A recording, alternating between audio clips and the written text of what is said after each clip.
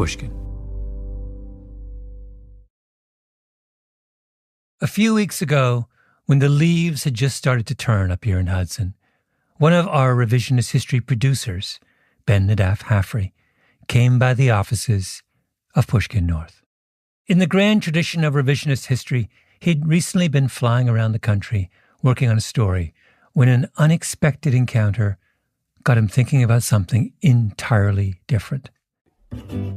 I had a really unlucky day of travel a couple weeks ago. I was in San Francisco and I was trying to get to Los Angeles, but I had to rebook my flight because of an urgent work meeting that got moved. And when I got to the airport, I realized I'd rebooked it 2 weeks after I was trying to fly.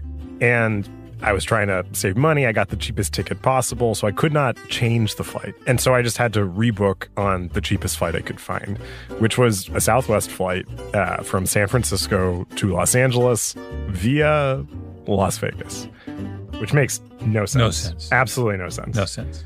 So then I got on the air train going the wrong way. I wound up on this median strip of the highway. I was coming from a wedding and my suit bag broke. My suit was flying all over the place and just a bad luck day.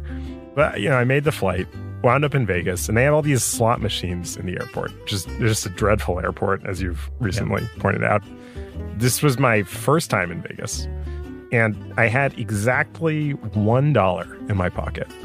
And I thought, my luck has been so bad. Surely it's time for it to change. And so having never played a slot machine before, I put the $1 in this kung fu slot machine and just promptly lost it. Just lost my $1 entirely. Okay. So defeated, I got on my flight on Southwest where they let you choose your seat. So I was just walking, resignedly down the aisle. And then I see an open seat next to an off-duty pilot, which suddenly made me think that my luck was changing. Because I was like, here is a chance for me to finally ask a question that I have for a very long time been obsessed with answering. Yeah. Why do all pilots have the same voice? Welcome to Revisionist History, my show about things overlooked and misunderstood. Today's episode is a conversation with Ben Nadaf Haffrey, digging into whether and why all pilots sound the same and what that might tell us about aviation and human nature.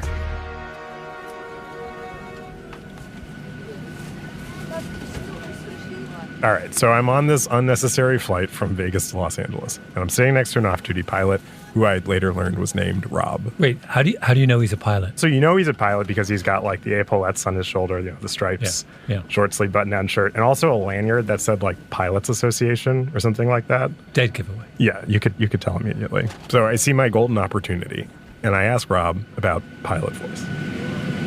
Do you have a sense that all people think pilots have the same voice? I definitely have a sense that there's a idea that we kind of make certain noises on the intercom. Jackpot.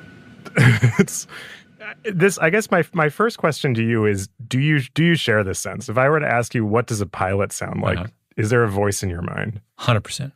I mean, it's the analogy is to in medicine it's bedside manner. Mm-hmm. And what is bedside manner?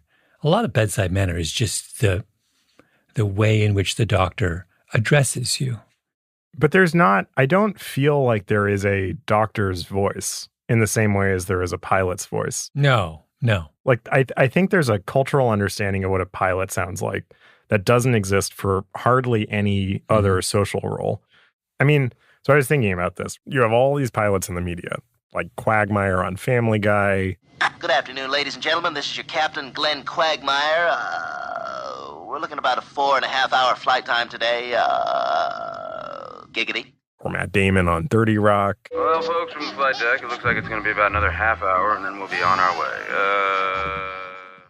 Yeah, so the sound is a universal component of pilot voice. Yeah, universal. And I mean, this is a thing I talked about with Rob. He does Oz all the time. Okay, so where does that come from? I think there's some truth to it. I mean, obviously it's not completely true, but we're up there, we're multitasking, and we get a little busy, and we're trying to make an announcement, and sometimes you don't really think about completely what you're going to say. You know the basics, but your brain's still putting it together, So it's just human nature, your brain's taking a pause. And in fact, he even copped to the fact that sometimes he does an extra long, he will actually draw out an All right, I have a couple of times, not often, but I have kind of drawn that out on purpose, whatever you would call that sound, just for fun, But like you said earlier, I have no idea if anybody in the back laughed or even picked up what I was throwing down. You think you've actually done an extra long, just not ridiculously long, but just enough to. What's an average length? Maybe something like that. That was long. Yeah, but you have to do it in a little bit of a lower tone than that, though. Well, I just want it's got to have that lower tone. Oh my God, Rob is a godsend. Rob is. I had such a bad day, and then I sat next to Rob, and I was like, I am being blessed right now. And I got off the plane, and I swear to God, when I was at the baggage claim, I walked by these two people who were talking in LA, and one of them was saying to the other person, well, the ancient notion of the Wheel of Fortune, right? And the other guy was like, no, what's that? And he was like, well, it's like fortune's a wheel. So you have your bad luck, and then it comes around to good luck. I swear to God. I was like, what is, did I die in Las Vegas? And then this is just purgatory is bouncing between these two airports. But then when I landed in Los Angeles, I was like, I should actually figure out if it's just me having watched too many movies and not flown in enough planes, and talk to some people and see what they say. What does a pilot sound like? What does a pilot sound like? Yeah, is there a pilot's voice? Yes. It's monotone and robotic. I think he's looking for an impersonation. Oh, you're going to do it. From start. Ladies and gentlemen, please fasten your seatbelts. I apologize for the rough air, but we should be through it here in about 10 minutes or so. And then you gotta drag them out aww. We should be through it in about 10 minutes or so. Aww. The time is 7 o'clock. Aww. Is this consistent with your sense of a pilot's voice? She was right, it's robotic. Typically they sound the same. I don't know how or why. Is it just they've heard other pilots do it and they feel this is how I've got to talk? What I'm wondering is, do all pilots sound the same? Yes. They do? They do. They always say folks. Folks? Yes. I think in general, yes. They have, the same type of tone. And they're all, pretty polished. Whenever they come on, on the plane, the intercom or whatever, they all sound the same. What does a pilot sound like? Like a robot. Do you think all pilots sound the same? Yes. You do? Except for the black ones. Except for the black ones. Interesting. What do they sound like? Black. And the rest sound like? Yo people. Yeah, thank you. Wait a minute. You know about what Tom Wolfe says about this in The Right Stuff? It's Yeager. It's all Chuck Yeager. Yeah. Cracking the sound barrier in the X-1 marked another milestone in aviation history. The time, October 14th, 1947. The pilot, Captain Chuck Yeager. Chuck Yeager, the famous test pilot from West Virginia, who in 1947 breaks the sound barrier. The X-1 was mine because I was trained in maintenance and I understood systems and obviously could fly an airplane. So yeah, Tom Wolfe writes The Right Stuff, 1979. Later, it becomes a big movie. And he identifies this phenomenon that all pilots sound the same and specifically attributes it to sounding like Chuck Yeager. And in The Right Stuff, there's that moment where Yeager, played by Sam Shepard, says when he's dismissing astronauts, they're spam in a can. And it's pilot voice. Tell you what else, anybody who goes up in that damn thing is going to be spam in a can. I'll drink to that. I actually brought the passage from The Right Stuff if you want to read it. Okay, here goes. Anyone who travels very much on airlines in the United States soon gets to know the voice of the airline pilot, coming over the intercom with a particular drawl, a particular folksiness, a particular down-home calmness that is so exaggerated it begins to parody itself. The voice that tells you as the airliner is caught in thunderheads and goes bolting up and down 1,000 feet at a single gulp to check your seatbelts because it might get a little choppy. Who doesn't know that voice? And who can forget it even after he is proved right and the emergency is over? That particular voice may sound vaguely Southern or Southwestern, but it is specifically Appalachian in origin. It originated in the mountains of West Virginia, in the coal country in Lincoln County, so far up in the hollows that, as the saying went, they had to pipe in daylight. In the late 1940s and early 1950s, this up-hollow voice drifted down from on high, from over the high desert of California, down, down, down, from the upper reaches of the Brotherhood into all phases of American aviation. It was amazing. It was Pygmalion in reverse. Military pilots and then soon airline pilots, pilots from Maine and Massachusetts and the Dakotas and Oregon and everywhere else began to talk in that Poker Hollow West Virginia drawl, or as close to it as they could bend their native accents. It was the drawl of the most righteous of all the possessors of the right stuff, Chuck Yeager.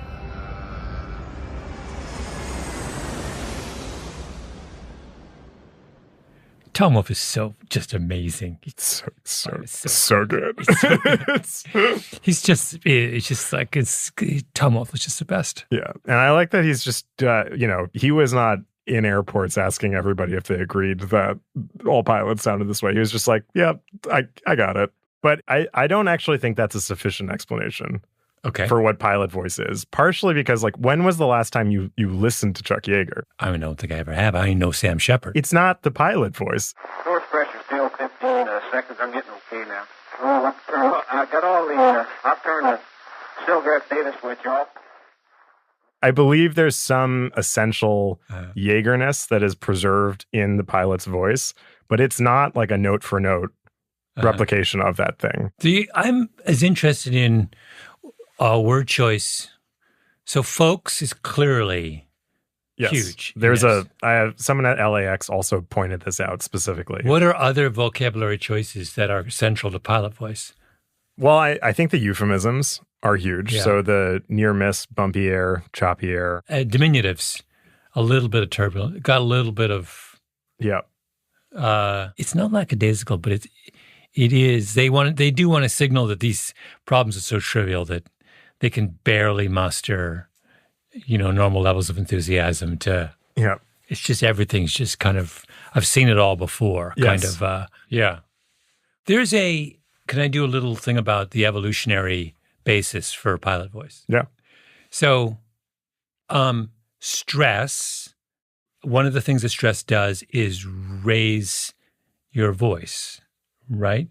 So one of the signatures of someone who is under a great deal of stress or experiencing a high anxiety moment is their voice rises in, is it pitch?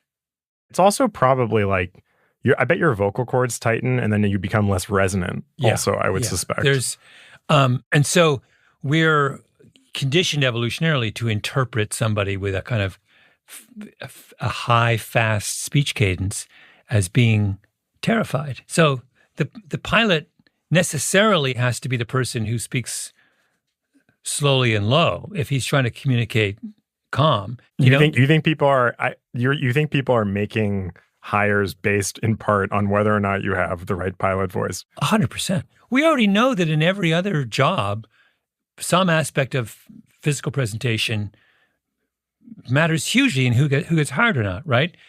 So when it comes to hiring pilots, you would be, if you're the hiring person, even unconsciously, powerfully disposed to hire someone who conformed to pilot stereotype. I mean, look at the way that there was a whole separate set of things for years that governed what a stewardess was supposed to be, a flight attendant was supposed to be, right? It was right down, they would like measure they would do body measurements of women who were trying to be flight attendants, and you had to look a certain way, have a certain shape, et cetera, et cetera, et cetera.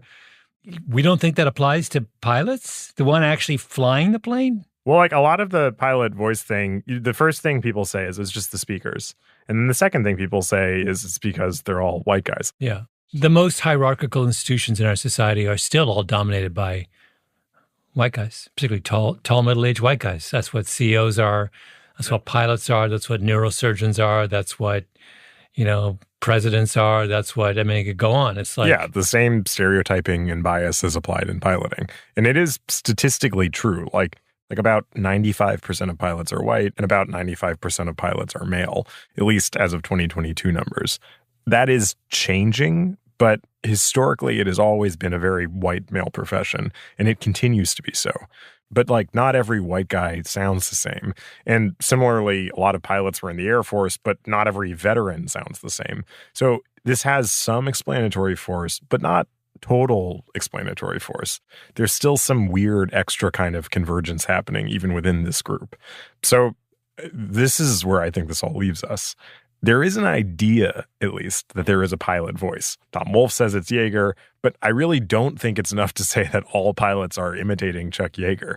I mean, it is clear to me that there's an attitude of Yeager that has been preserved, but it's not really his voice. And I mean, Rob had not even heard Chuck Yeager. I certainly don't know what his voice sounded like. I can't think of it. I don't think it was anything that I consciously was doing, but I think you've got me thinking maybe I dropped my voice down a pitch. I think I do. Yeah. Didn't even realize it. So something's up. It's not just Chuck Yeager. What I'm interested in is, what does that voice represent, and how did it happen that they all sound alike? We'll be right back.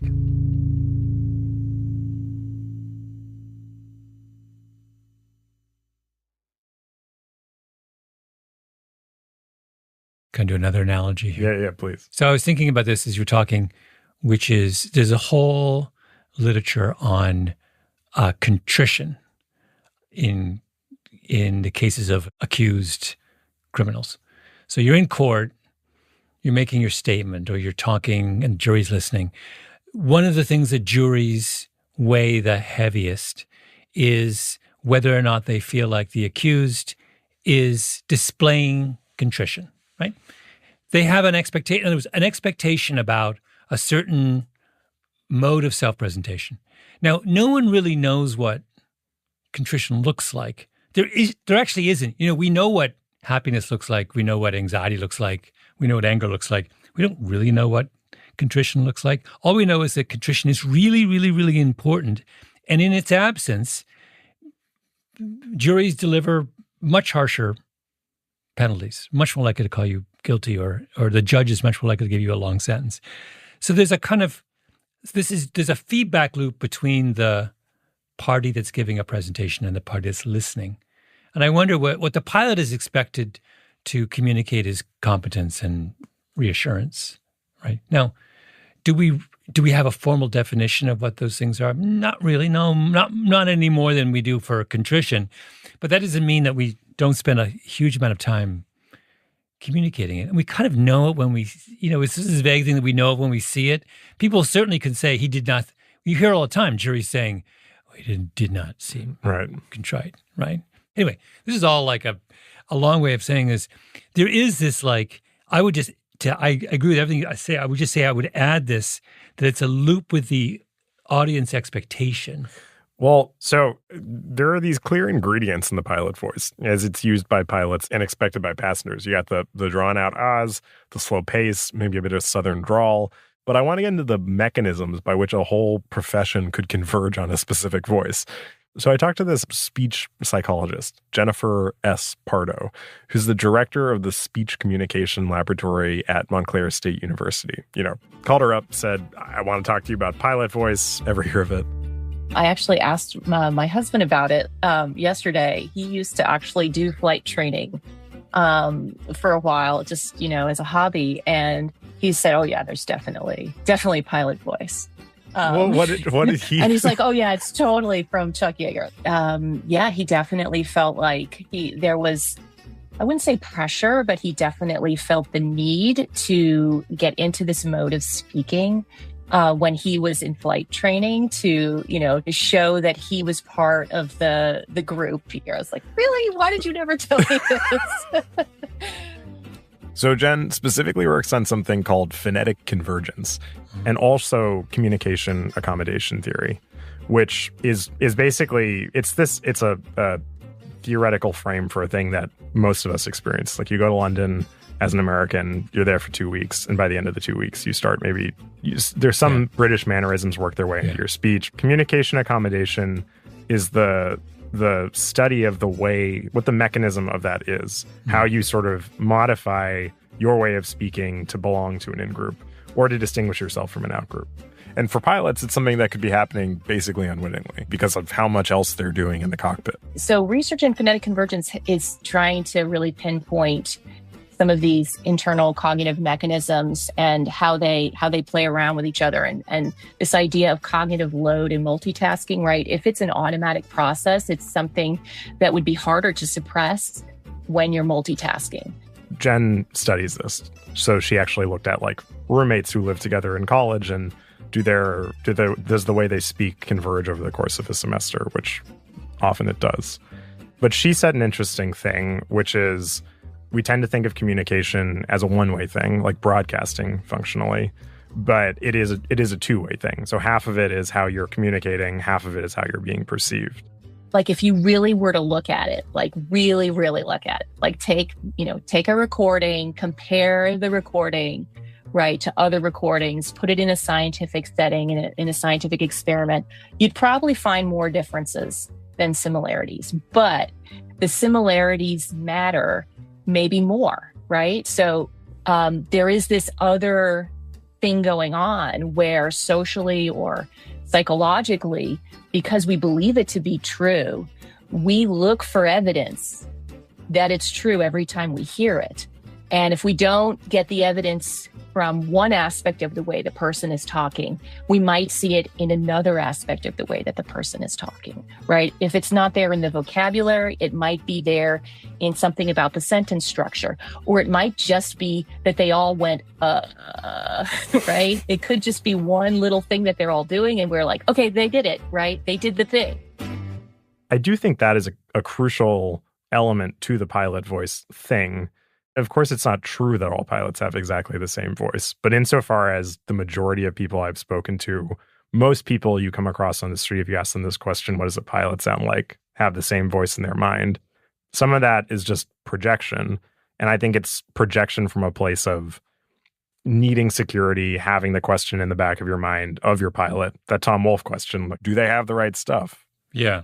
And so there is that kind of, that's part of this projection thing you're referring to as well, like the expectation thing.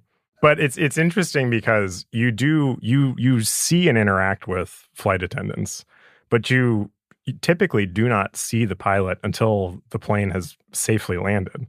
So the only point of contact you have with your pilot up till then is the voice. Yeah. Which they're also aware of. And also it's this crazy situation of they are speaking to several hundred people, all of whom have some kind of background anxiety about flying, which is, in my opinion, just a completely unnatural thing to do. Like, we were not given wings for a reason. Yeah. So you're rocketing through the air in this metal tube, and human error is the number one cause of plane accidents.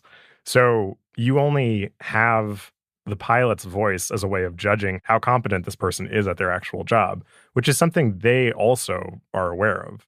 I actually talked to a captain named Karen who's been flying for a few decades, and she was perfect for this because in addition to being a captain, she teaches at something called the Fear of Flying Clinic, which is ironic because... My last name is not a great pilot name, so...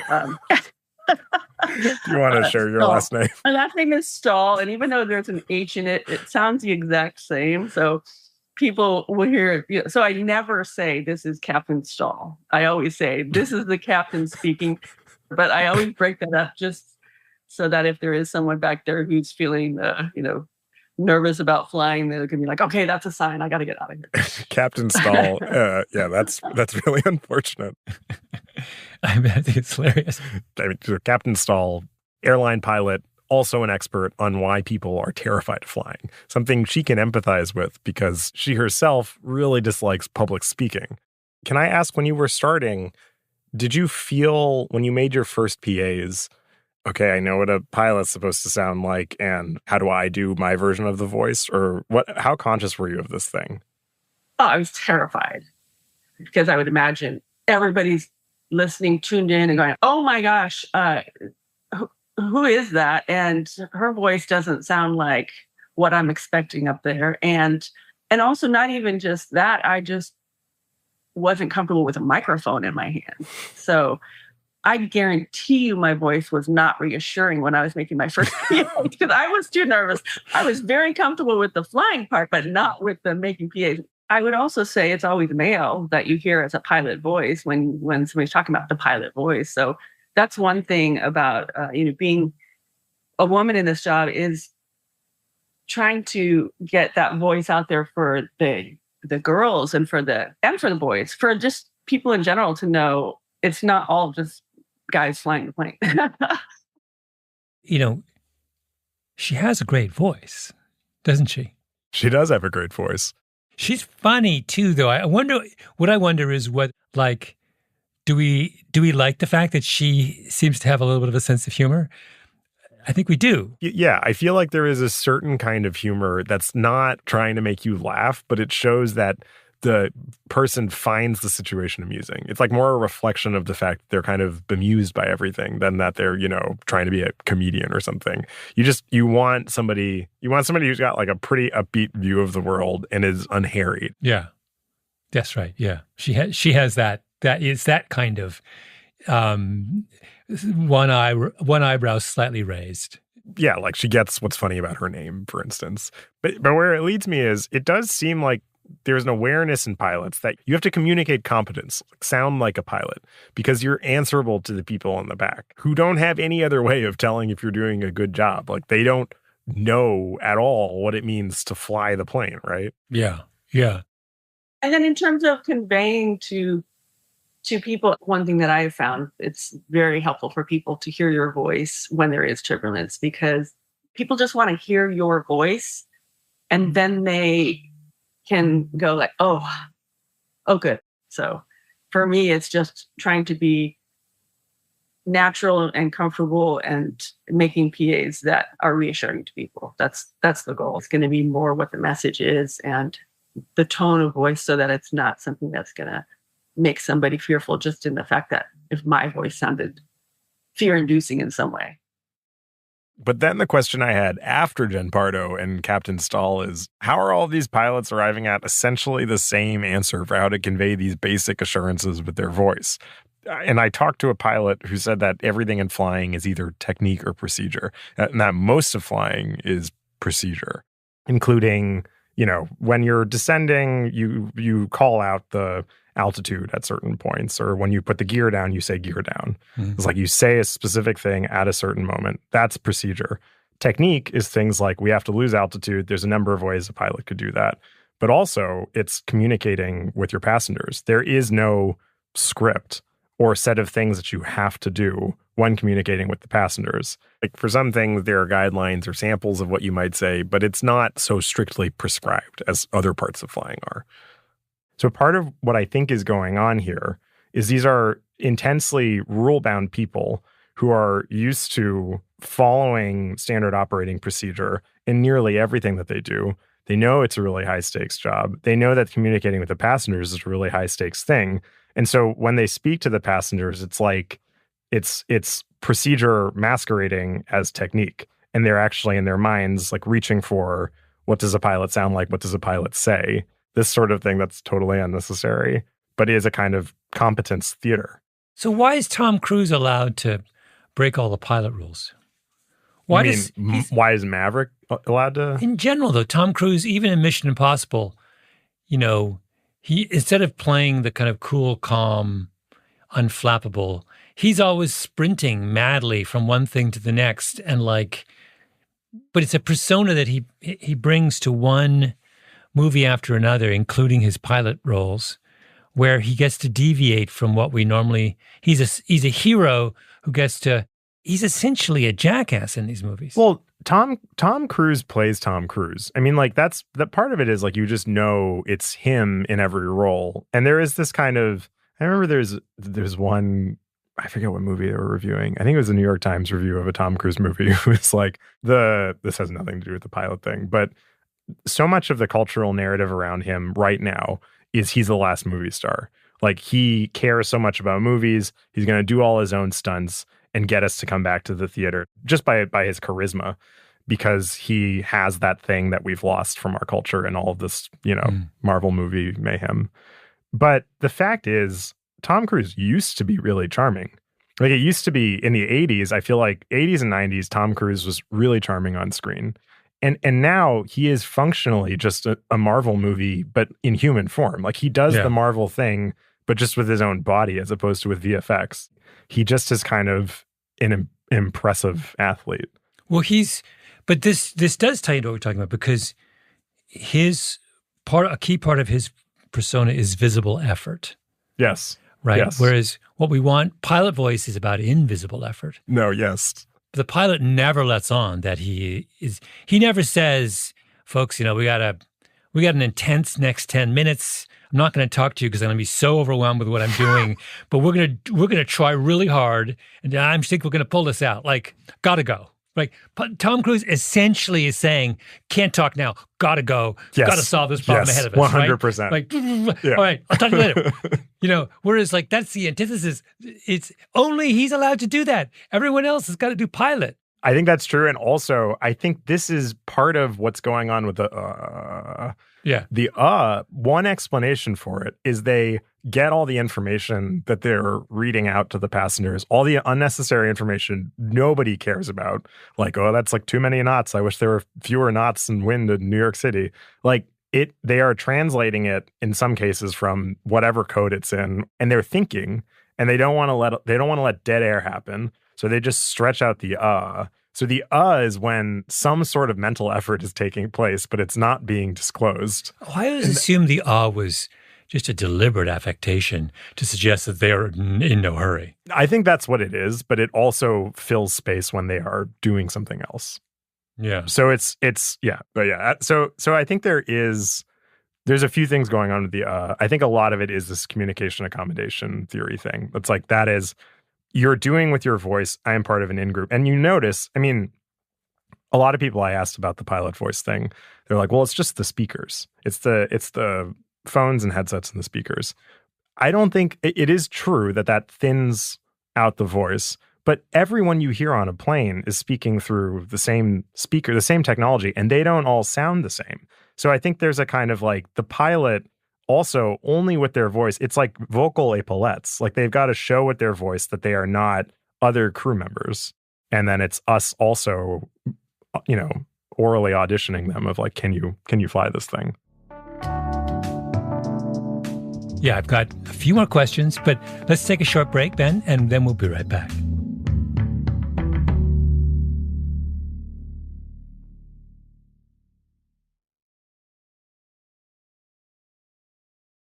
Okay, we're back. I do. There's one other thing that's interesting to me. Are you familiar with the sterile cockpit rule? Keep going. This is a regulation that came about after a famous crash in 1974. This is actually this is the plane that Stephen Colbert's father and two of his brothers were on when it crashed. Oh, wow. And when the regulators reviewed the flight records, listened to the black box, one of the things they concluded is that the crew was distracted by conversation. And specifically by small talk. I think the line is something like, on everything from used cars to politics. And this was one of a series of accidents that had happened in this way. And so in response to this, the FAA created a rule, or a set of rules that are colloquially known as the sterile cockpit rule, which is just about what it takes to create a distraction-free environment in the cockpit during crucial moments of flight.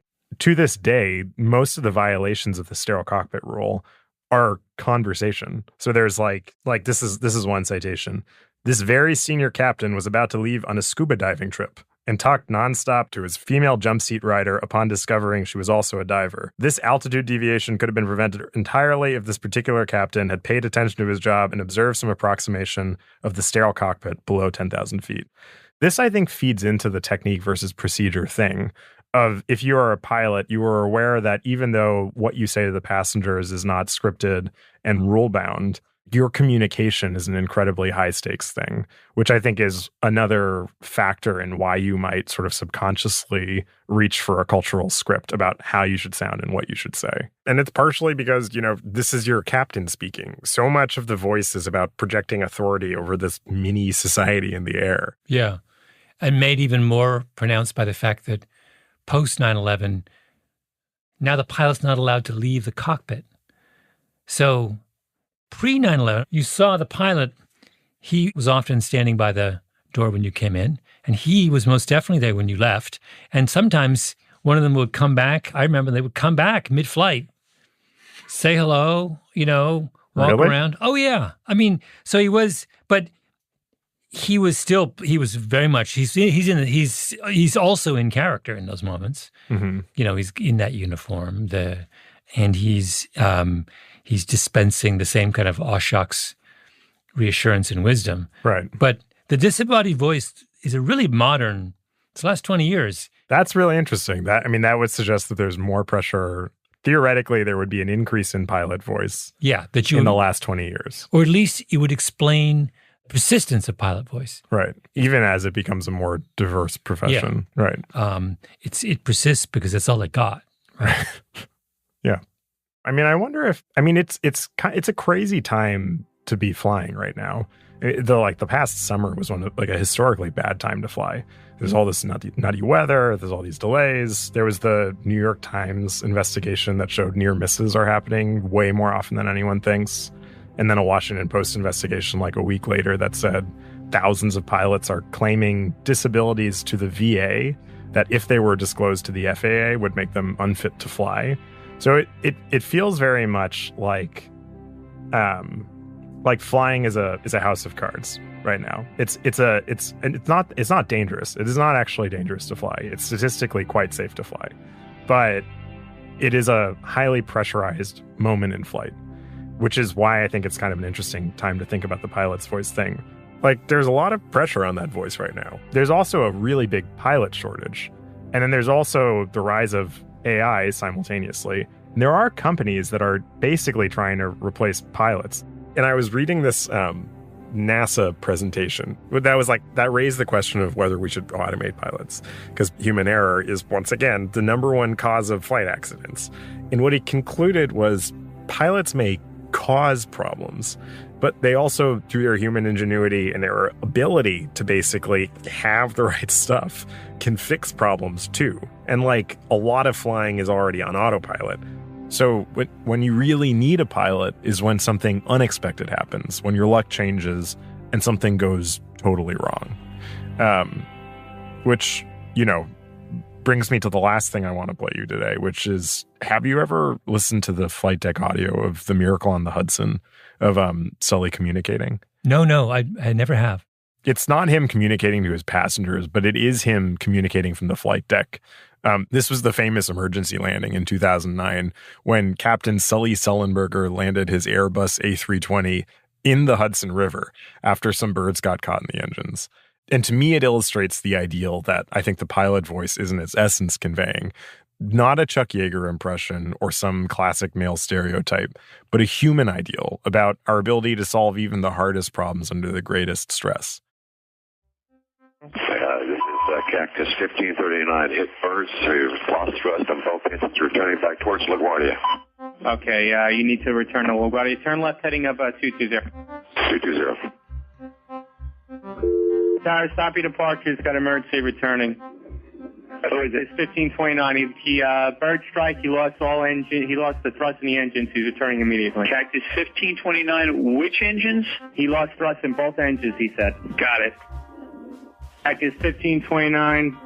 If we can get it for you, do you want to try to land 1013? We're unable. We may end up in the Hudson.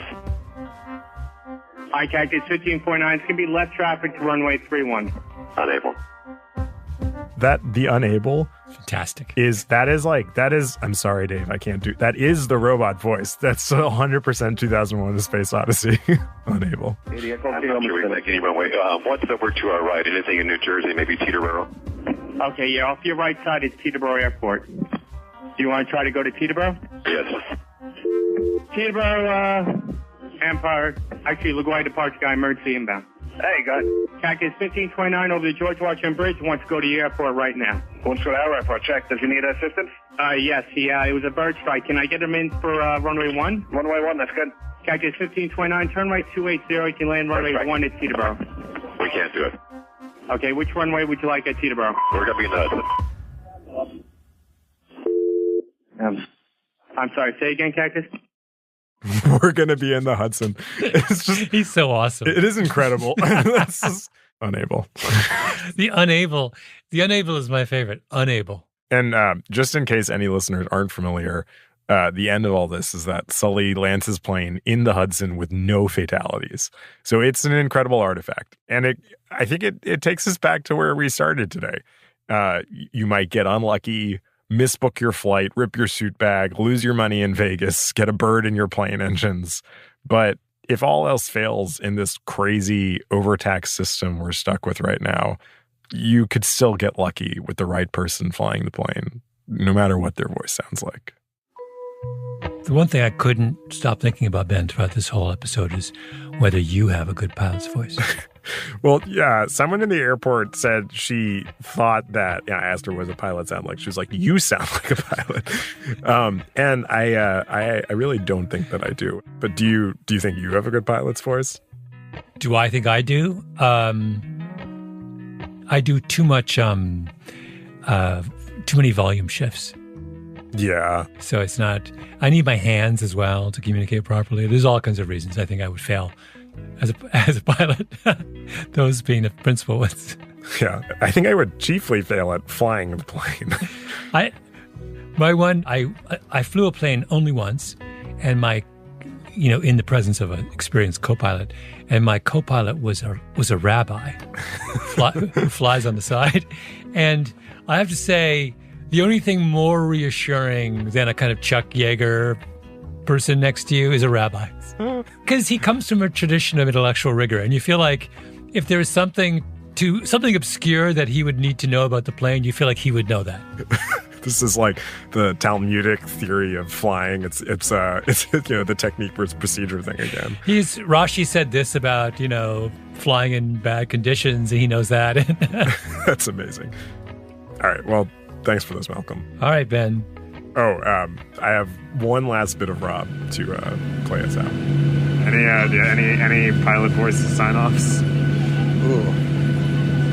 Well, folks, I'd like to thank you for flying with, was it Authentic History? Revisionist History. Revisionist History. We'll see you next time. Yes. Thanks so much, sir. I really appreciate it. Folks, this episode of Revisionist History was produced by Ben Haffrey, Jacob Smith, and Tali Emlin. Editing by Sarah Nix. Original scoring by Luis Guerra. Mastering by Jake Gorski. And engineering by our very own Neil Lawrence. Special thanks to Richard Doze and Patrick Smith. Folks, I'm your captain, Malcolm Gladwell.